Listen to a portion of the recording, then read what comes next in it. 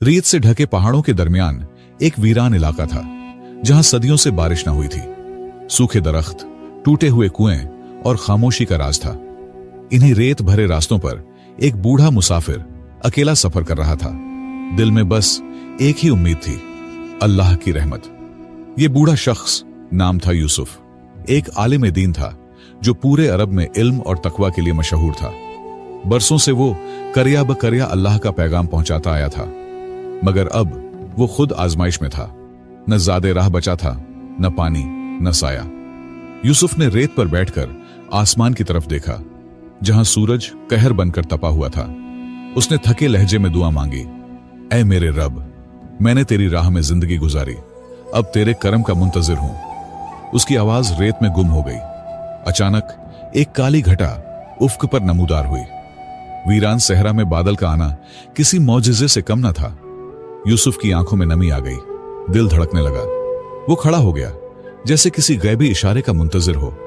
फिजा में अजीब सी हरारत महसूस होने लगी। बादल गरजने लगे और यकायक हल्की बारिश शुरू हो गई। हर कतरा यूसुफ के चेहरे पर पड़ा तो ऐसा लगा जैसे अल्लाह ने अपना हाथ शफकत से रख दिया हो। वो सजदे में गिर पड़ा। आंसू रेत में जज्ब हो रहे थे और दिल शुक्र से लबरेज हो चुका था। बारिश के बाद यूसुफ ने महसूस किया कि करीब ही कोई चीज चमक रही है। वो करीब गया तो देखा कि एक छोटा सा कुआं बन चुका है, जिसमें साफ और मीठा पानी था। हैरत और अकीदत में उसने कटोरा भरा और बिस्मिल्लाह कहकर पिया। पानी पीते ही यूसुफ को ताजगी महसूस हुई, जैसे जिस्म में नई रूह डाल दी गई हो। वो जान चुका था कि ये आम वाकया नहीं, बल्कि अल्लाह की रहमत का खास मजहर था। वो जान गया कि सच्चा ईमान कभी जाया नहीं जाता। आजमाइश के बाद आसानी जरूर आती है। इस कुएं के करीब ही कुछ दरख्त उगने लगे। यूसुफ ने चंद दिन वहीं गुजारे। एक छोटा सा सायादार बाग सा बन गया था, जहां परिंदे भी आने लगे। यूसुफ ने उसे बागे रहमत का नाम दिया और वहां कुरान की तिलावत और दुआ में वक्त गुजारने लगा। चंद काफिले जब इस रास्ते से गुजरे तो वो बाग देखकर हैरान रह गए। यूसुफ ने उन्हें पानी पिलाया, दुआ दी और अल्लाह की रहमत का किस्सा सुनाया। वो लोग मुतस्सिर होकर ईमान की तरफ माइल हुए। यूं वीराने में एक नेकी का चिराग रोशन हो गया। यूसुफ का वाकया फैलता गया और लोग दूर दूर से आने लगे। वो बाग अब लोगों के लिए न सिर्फ पानी का जरिया था, बल्कि रूहानी सुकून का मकाम भी। मगर ये तो सिर्फ आगाज था। यूसुफ नहीं जानता था कि अल्लाह की रहमत का ये किस्सा अभी मुकम्मल नहीं हुआ। बागे रहमत अब सिर्फ एक सायादार मकाम न रहा था, बल्कि लोगों की उम्मीदों का मरकज बन चुका था। दूर दराज के कबीले अपने बीमार, थके हुए और दिल शिकस्ता अफराद को लेकर यहां आते और यूसुफ हर एक का दिल खुलूस से संभालता, कुरान की आयत से तसल्ली देता। एक दिन एक जवान ताजिर काफिले के साथ आया। नाम था फहीम। वो जाहिरी तौर पर बड़ा दीनदार लगता, हाथ में तस्बीह, आंखों में आजिजी, मगर दिल में दुनियादारी का फरेब छुपा था। उसने बाग और लोगों की अकीदत को देखा तो दिल में लालच पैदा हुआ। फहीम ने सोचा कि अगर वो यूसुफ का जानशीन बन जाए तो न सिर्फ शोहरत बल्कि मालो दौलत भी समेट सकता है। उसने आजिजी से यूसुफ की खिदमत शुरू की। पानी भरना, लोगों को दुआ दिलवाना, कुरान की तिलावत में शरीक होना। लोग मुतस्सिर होने लगे। यूसुफ खुश हुआ कि कोई नेक जानशीन मिल गया। बुजुर्गी की वजह से वो खुद कमजोर हो चुका था। फहीम को अपने करीब कर लिया और कई जिम्मेदारियां उसके सुपुर्द की। मगर वो नहीं जानता था कि इस मोहब्बत के पीछे साजिश का जड़ छुपा था। फहीम ने खुफिया तौर पर कबीलों में मशहूर करना शुरू कर दिया कि अब असल रूहानी रहनुमा वही है और यूसुफ सिर्फ अलामती बुजुर्ग रह गए हैं। लोगों के दिलों में शक डालना शुरू किया। कुछ कमजोर ईमान वाले उसकी बातों से मुतस्सिर होने लगे। फिर एक रात जब यूसुफ इबादत में मसरूफ था, फहीम ने बाग की कीमती अशिया, कुरान के नायाब नुस्खे और अत्यात चुराने की कोशिश की। मगर जैसे ही वो खजाना उठाने लगा, जोरदार आंधी उठी, आसमान पर बादल गरजे और बाग का हर दरख्त लरजने लगा। फहीम खौफजदा होकर पीछे हटा, मगर उसी लम्हे जमीन उसके कदमों के नीचे से फटने लगी। एक तेज रोशनी उसके सामने जाहिर हुई, जैसे आसमान से कोई नूर उतरा हो। एक गहरी आवाज सुनाई दी, अल्लाह की रहमत से खेलने वाला खुद रहमत से महरूम होता है। यूसुफ नमाज से फारिग हुआ तो मंजर देखकर हैरान रह गया। फहीम जमीन पर गिरा हुआ था, कपकपाता, रोता और माफी मांगता। उसने सब कुछ उगल दिया, अपनी साजिश, नीयत और नापाक इरादों का इकरार कर लिया। लोग जमा हो गए और सच्चाई जाहिर हो गई। यूसुफ ने उसे माफ कर दिया, मगर फहीम को बाग छोड़कर जाना पड़ा। उसने जाते हुए कहा, मैंने अल्लाह की रहमत को दौलत समझा, मगर आज जाना कि वो नूर है जो सिर्फ खालिस दिलों पर उतरता है। वो नदामत के आंसुओं में डूबा रेत में गुम हो गया। इस वाकया के बाद बाग रहमत में ईमान की फिजा मजीद मजबूत हो गई। लोग सीख गए कि नीयत का खुलूस ही असल दौलत है। यूसुफ ने दुआ की, ऐ रब, हमें दिखा दिया तूने कि तेरी रहमत सिर्फ इबादत पर नहीं बल्कि नीयत की सच्चाई पर भी उतरती है। महीने बीत गए। फहीम की साजिश अब माजी का कस्सा बन चुकी थी, मगर यूसुफ के दिल में एक अजीब बेचैनी रहने लगी थी।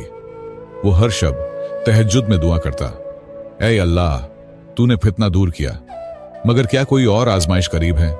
मेरा दिल लरजता है। एक तूफानी रात जब आसमान बिजली से चमक रहा था, यूसुफ ने दरवाजे पर दस्तक सुनी। बाहर एक नौजवान लड़की खड़ी थी, भीगी हुई, झकमी और निढाल। उसके हाथ में कुरान का एक सफ़हा था जिस पर खून के धब्बे थे। उसने कहा, मुझे पनाह चाहिए। यूसुफ ने उसे अंदर लिया, कपड़े दिए, जख्मों पर मरहम रखा। पूछा नहीं कि वो कौन है, क्योंकि उसकी हालत खुद सब कुछ बयान कर रही थी। वो लड़की बस इतना कह सकी, मैं एक अमानत बचाकर लाई हूं जो शैतान के हाथों में जा रही थी। अगले दिन जब वो कुछ संभली तो बताया कि उसका नाम सलमा है और वो एक मालदार खानदान की बेटी थी। उसके वालिद की वफात के बाद चचा ने घर हथियाने की कोशिश की और एक नादिर कुरानी नुस्खा बेचने की साजिश की, जिसे उसने छुपा लिया। सलमा ने वो नुस्खा यूसुफ के सामने रखा। वो कुरान चमड़े के गलाफ में लिपटा हुआ था और सोने के पानी से लिखा गया था। यूसुफ ने उसे खोला तो उसकी आंखें नम हो गईं। वो नुस्खा सदियों पुराना लगता था और कई नायाब आयात की तफसीरें भी उसमें थीं। यूसुफ जान गया कि अल्लाह ने उसे एक नई अमानत दी है। उसने सलमा से कहा, बेटी, तू सिर्फ एक किताब नहीं लाई, तू ईमान का चिराग बचा लाई है। इसकी हिफाजत फर्ज है और इसका पैगाम लोगों तक पहुंचाना हमारी जिम्मेदारी है। उसी शाम यूसुफ ने सब करीबी कबीलों को दावत दी।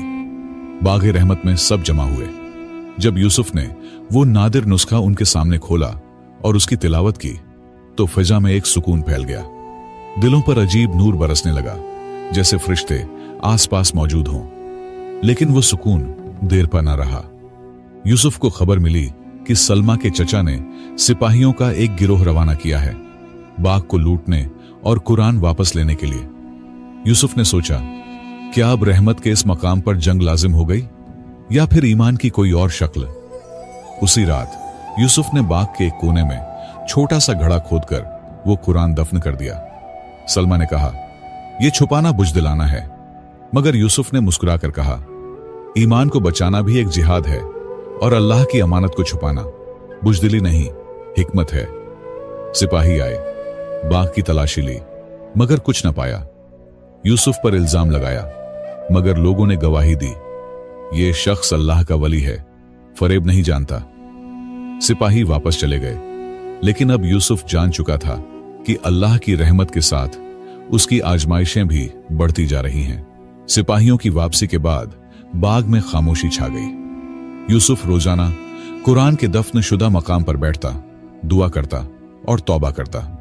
सलमा ने खिदमत में अपने दिन गुजारने शुरू किए, मगर यूसुफ के चेहरे पर अब एक गहरा सुकूत छा गया था, जैसे कोई राज छुपा हो। एक रात जब चांदनी जमीन पर चादर की तरह बिछी थी, यूसुफ ने सलमा को बुलाया। आहिस्ता लहजे में कहा, बेटी, मेरा वक्त करीब है। अल्लाह ने मुझे ख्वाब में इशारा दिया है, लेकिन कुछ राज अमानत हैं जिन्हें अब तुझ पर जाहिर करना लाजिम है। यूसुफ ने इंकशाफ किया कि वो दरअसल शाही खानदान से ताल्लुक रखते थे और जब तख्त ओ ताज की जंग छिड़ी तो वो सब कुछ छोड़कर अल्लाह की राह में निकल आए। बाग रहमत उसी जमीन पर कायम हुआ था जहां उनके आबाओ अजदाद का महल दफन था। सलमा हैरत से बोली, तो क्या यह सब एक सफर नहीं बल्कि वापसी थी? यूसुफ ने आंखें बंद करके जवाब दिया, अल्लाह जिसे चुनता है उसे भटकनों में डालकर फिर उसकी असल पहचान वापस लौटाता है। मैं जिस मकाम से भागा वही मेरी रहमत का मकाम निकला। उसी लम्हे आसमान पर बिजली चमकी और जमीन हिलने लगी। बाग के दरख्त झुकने लगे और दफनशुदा कुरान की जगह से रोशनी का एक सुतून आसमान तक उठा। सब लोग जाग गए।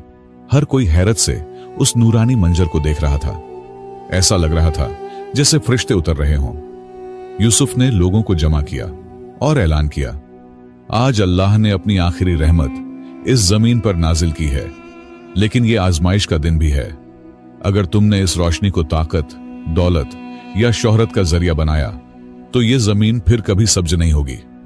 लोग रो पड़े और सलमा सजदे में गिर गई। यूसुफ ने कुरान दोबारा निकाला, मगर अब वो सफ़हे नूर से भरे हुए थे। हर लफ्ज रोशनी बनकर फिजा में तैर रहा था। यूसुफ ने वो नुस्खा बुलंद किया और कहा, ऐ अल्लाह, तेरी अमानत तेरी जमीन को लौटा दी। उसी लम्हे यूसुफ ने अपनी आखिरी सांस ली। उसका चेहरा नूर से दमकने लगा और आंखें बंद होते ही आसमान पर धनक के रंग बिखर गए। लोग समझ गए वो अब एक वली कामिल बनकर अल्लाह की रहमत का हिस्सा बन चुका है। सलमा की आंखों से खामोश आंसू बहने लगे। अगली सुबह बाग की जगह एक नया मंजर था। जहां कुआं था वहां चश्मा बह रहा था। दरख्तों से फूल झड़ रहे थे। जमीन खुशबूदार हो चुकी थी। वो बाग जो एक बूढ़े मर्द के सजदों से बना था अब एक जन्नती मकाम बन चुका था, मगर सिर्फ नेक नियतों के लिए। सालों बाद एक कबीला अपने बीमार बच्चे को लेकर आया। सलमा अब बूढ़ी हो चुकी थी। उसने कुरान की आयत पढ़ी, पानी पिलाया और बच्चे को शिफा मिली। लोगों ने पूछा, यह कौन सी दवा थी? सलमा ने मुस्कुराकर कहा, यह दवा नहीं, अल्लाह की रहमत है।